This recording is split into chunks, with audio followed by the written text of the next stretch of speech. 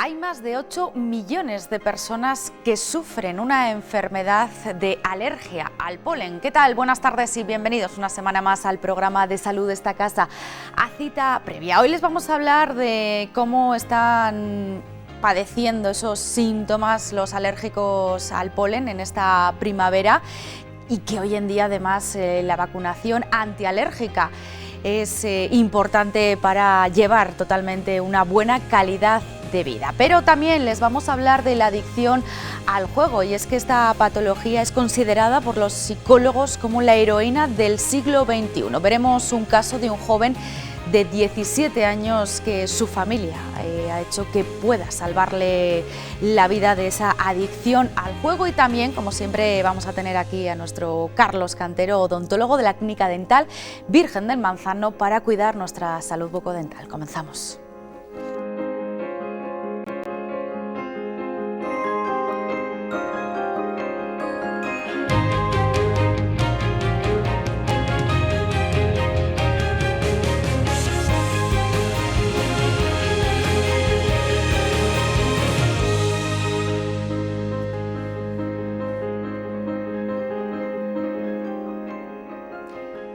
La mascarilla ya hemos comprobado que no solo tiene beneficios contra la COVID, contra la gripe, contra esas infecciones respiratorias de este pasado invierno, sino que también en primavera es beneficioso para prevenir, ¿no?, esos síntomas más agresivos de la alergia primaveral. Vamos a hablar de estas alergias con el jefe de servicio de alergología del Hospital Universitario de Burgos, Pedro. Buenas tardes, ¿qué tal? ¿Cómo estás? Muy bien, muchas gracias. Bueno, ¿cómo están los alérgicos en esta primavera? Pues en estos momentos están en un impasse entre lo que han pasado los alérgicos al polen de las cupresáceas y lo que les viene a los alérgicos al polen de las gramíneas. O sea, que podríamos decir que están relativamente bien, ¿no? Aquí están relativamente bien en expectativas de lo que les va a venir el próximo mes de mayo, seguramente. Ahora mismo es cuando pueden presentar, ¿no?, los síntomas más frecuentes de la alergia, Pedro, pero siempre hablamos de que esta patología es de primavera, pero no solo, ¿no?, es de esta época del año. Efectivamente, depende también de cada zona de España, pero por ejemplo en Burgos, aparte de los síntomas que aparecen en primavera, generalmente por el polen de las gramíneas, también está el polen de las cupresáceas, de los cipreses, que empieza a polinizar en enero y acaba por estas épocas. Y es el segundo polen en importancia en nuestra área. ¿Cómo podemos saber si somos alérgicos al polen? Lo mejor es hacerse un estudio alergológico, desde luego, pero así como sospecha es que en una época en especial, o también el resto del año, si son por otros alérgenos que son de todo el año, como los ácaros o los animales o los hongos, pero es en una época en especial que tienes síntomas de picor de los ojos, te lloran, se te ponen rojos, en la nariz tienes estos nudos, mucho moco como agua y la nariz tapada. Y luego, si empeora, pues puedes tener crisis de asma con dificultad para respirar, una tos muy repetitiva, seca, y luego ruidos en el pecho como pitidos.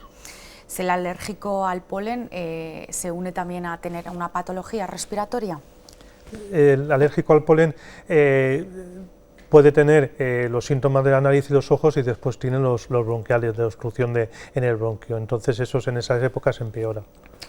¿El uso de la mascarilla es bueno? El uso de la mascarilla es bueno, nosotros lo hemos recomendado de siempre, lo que pasa que la mascarilla, fuera de lo que es ahora, pues antes estaba estigmatizada, pero sí, la mascarilla pone freno, y las mejores mascarillas, pues cualquiera es buena, desde luego, pero las FFP2 pues protegen un poquito más, porque tapan un poco mejor los bordes, pero cualquiera de las dos son válidas.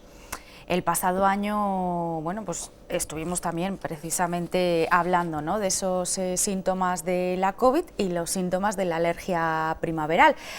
Al final sí que hay síntomas comunes, pero son dos enfermedades totalmente diferentes, nada tiene que ver. Efectivamente, son dos enfermedades totalmente diferentes. Como síntomas comunes están la tos, Está el dolor de cabeza, es más del COVID. Si tienes una sinusitis porque tienes mucha rinitis, también lo puedes tener, y la dificultad respiratoria. Lo que pasa es que la dificultad respiratoria del COVID es por una neumonía, o sea que es de origen pulmonar, y la dificultad respiratoria del asma alérgico, es que se te cierran los bronquios. Entonces, esa dificultad para respirar del asma se acompaña generalmente de ruidos respiratorios como pitidos. Y realmente hay un 30% de la población que afecta, ¿no?, las enfermedades alérgicas, y yo creo que esto también ha ido en aumento, bueno, seguramente porque diagnostiquéis, ¿no?, más. Aquí en Burgos, ¿cuál es el polen que más nos afecta?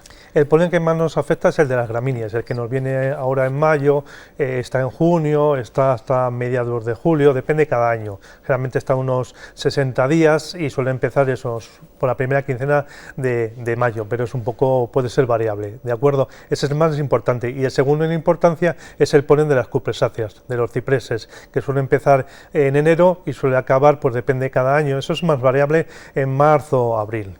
¿Sí que habéis notado ese aumento de esta patología o de que los síntomas pueden ser más agresivos que hace años? De todas las patologías alérgicas, hemos visto un incremento conforme pasan los años.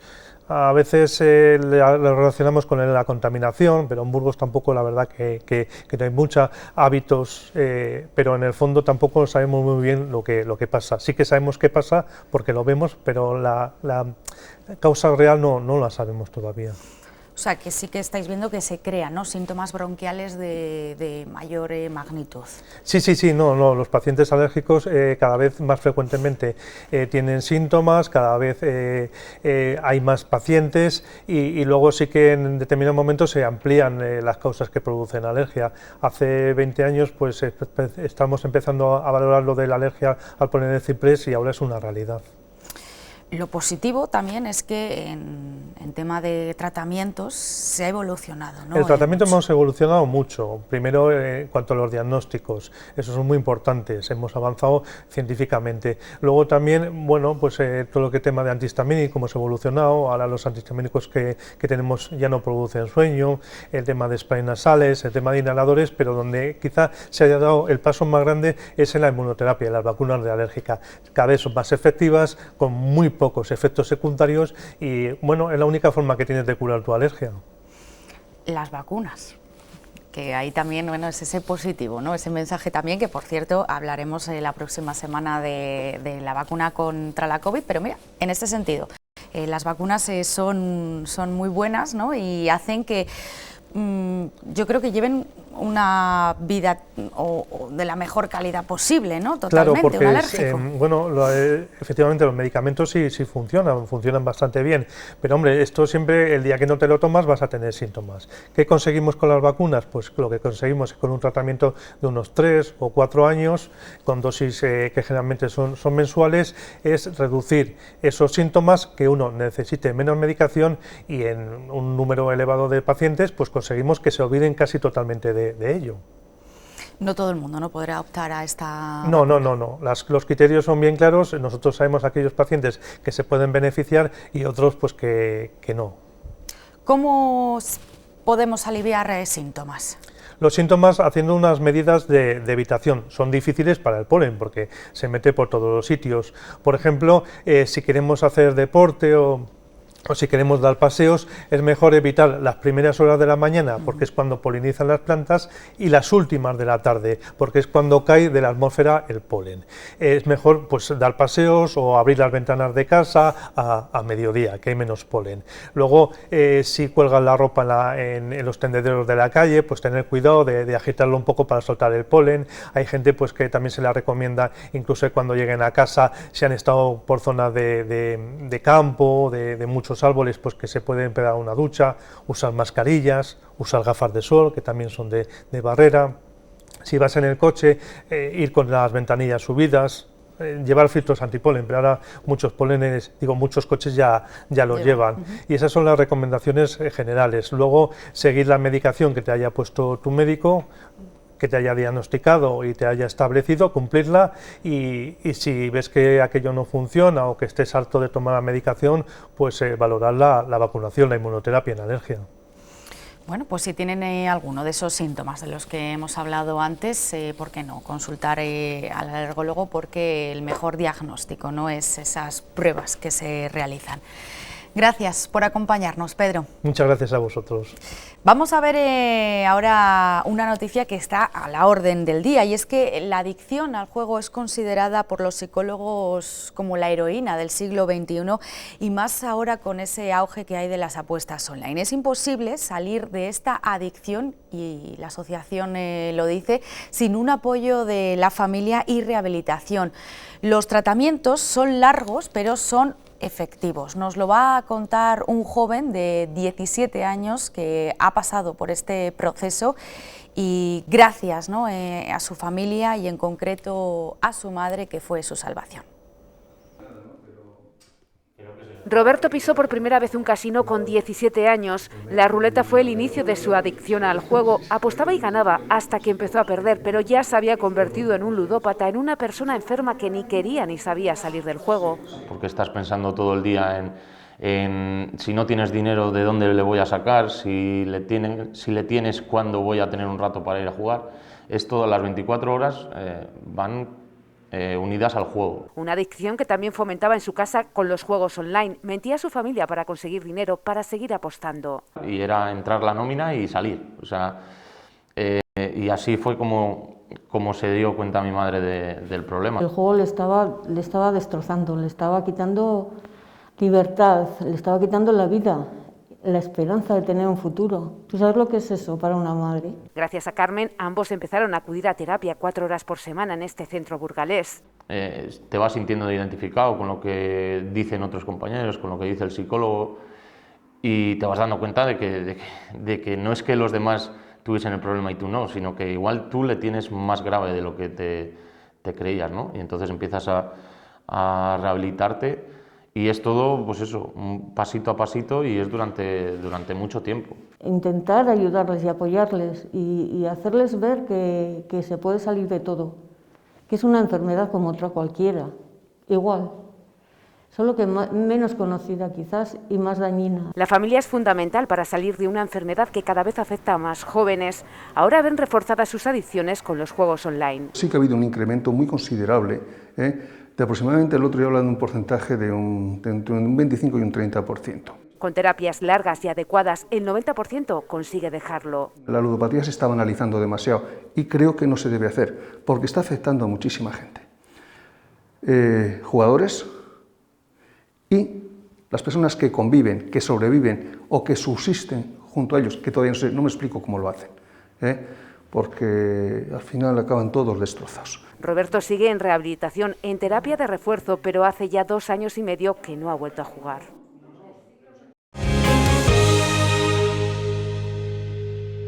Y hoy toca cuidarnos nuestra salud bucodental. Ya está aquí con nosotros nuestro colaborador, odontólogo y gerente de la Clínica Dental Virgen del Manzano, Carlos Cantero. Buenas tardes, ¿cómo estás? Muy buenas tardes, Verónica.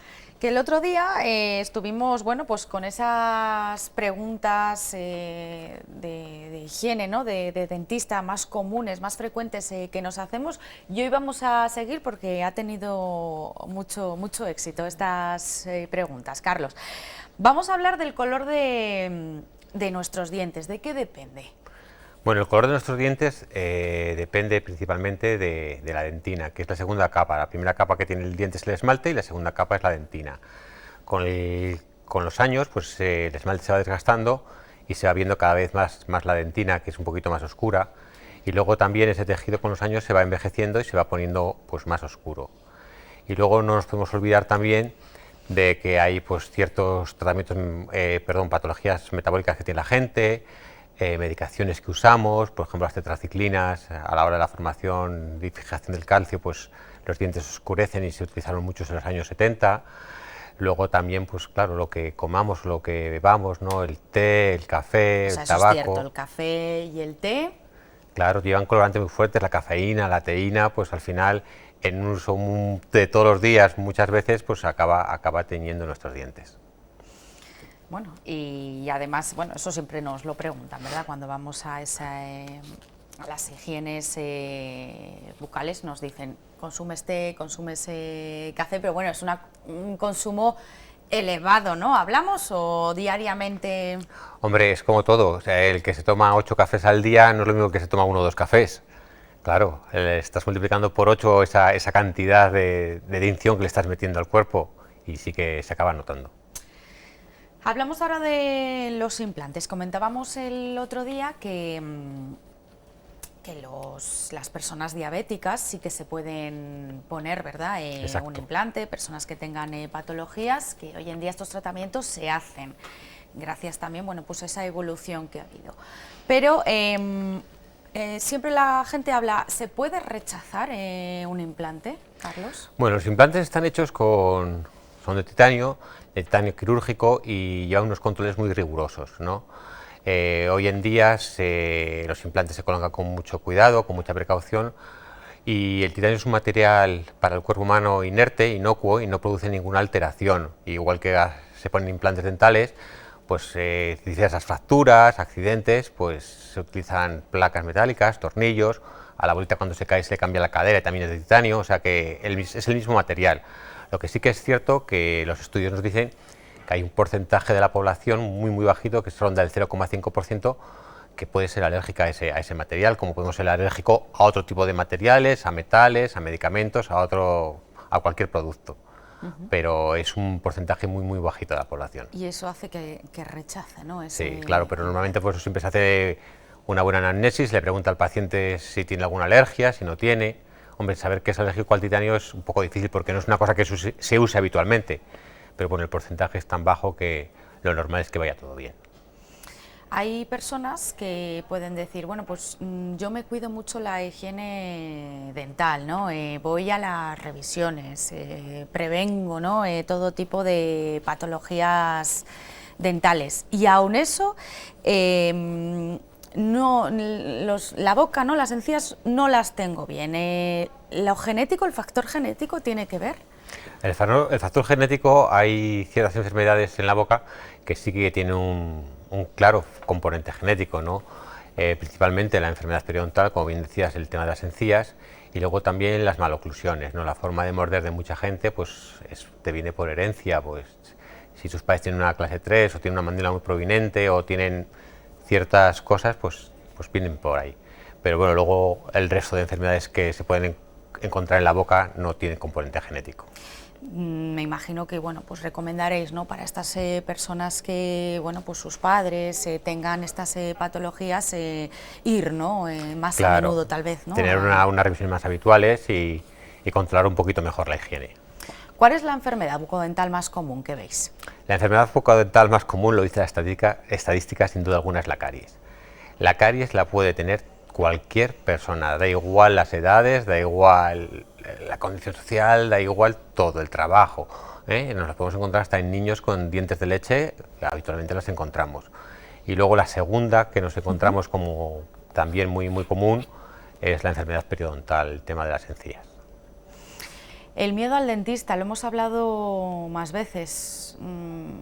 ¿Por qué hay miedo al dentista? ¿Cómo se puede evitar ese miedo, Carlos? El por qué hay miedo al dentista es una cosa curiosa, no sabemos por qué. Nosotros sois los más temidos dentro de los sanitarios. Sí, pero sin embargo somos los sanitarios que lo curamos todo, que lo arreglamos todo, ¿no? Otros médicos tienen más complicaciones en curar a un paciente o en salvarlo. Nosotros al final siempre vamos a encontrar una solución para el problema que nos trae el paciente. Pero sí, la odontofobia es una cosa que está muy instaurada, la gente tiene miedo. Y bueno, ahí lo que hay que luchar un poquito es que el paciente, cuando viene a la consulta, pues se lo comente al doctor, el doctor le intente calmar, le explique bien el tratamiento que va a realizar, los pasos que va a seguir, que vaya cogiendo confianza pues con el odontólogo, con la odontóloga, con el equipo que tienen, y así poquito a poco, pues bueno, pues con esa pequeña confianza que va a ir cogiendo y sentirse más a gusto, conseguir hacer el tratamiento. Y hay veces que es imposible, ¿no? Que el paciente, por mucho que queramos, no es capaz de serenarse, no es capaz de tranquilizarse, y hay que acudir pues a otros métodos como son la sedación consciente, pues para poderle hacer el tratamiento que necesita. Además, seguro que les pasa a muchos de ustedes, somos muy fieles, ¿no? A los dentistas. Procuramos no cambiar por eso que comenta Carlos, porque al final parece que coges confianza y hablas con la gente y dices, es que llevo desde los 6 años llevo al mismo dentista, no cambian. Sí, la gente coge confianza con un profesional sanitario que le gusta, y me imagino que no solamente en nuestro sector, sino en otros sectores será igual. Si tu médico cabecera estás a gusto con él, te conoce y te trata bien, pues no quieres que te lo cambien, ¿no? pues en la odontología nos pasa igual. Los pacientes van cogiendo confianza con nosotros y tenemos muchos pacientes que empezaron de niños y ahora pues siguen viniendo ellos y sus hijos y les tenemos muy fidelizados. Más preguntas. ¿Cuál es la mejor solución para reponer, Carlos, una pieza dental que hemos perdido? Bueno, hoy en día, cuando perdemos una pieza dental, nos estamos encontrando que los estudios que se van realizando, los tratamientos que hacemos, nos demuestran que la implantología es un método que funciona muy bien, consigue reponer esa pieza casi como si fuese un diente natural. Y yo creo que sigue siendo en estos momentos la mejor forma de reponer ese diente que nos falta. Aunque hay gente también que tiene miedo, ¿no?, a los implantes. Sí, por supuesto. Al final es una pequeña cirugía y hay que pasar por ella.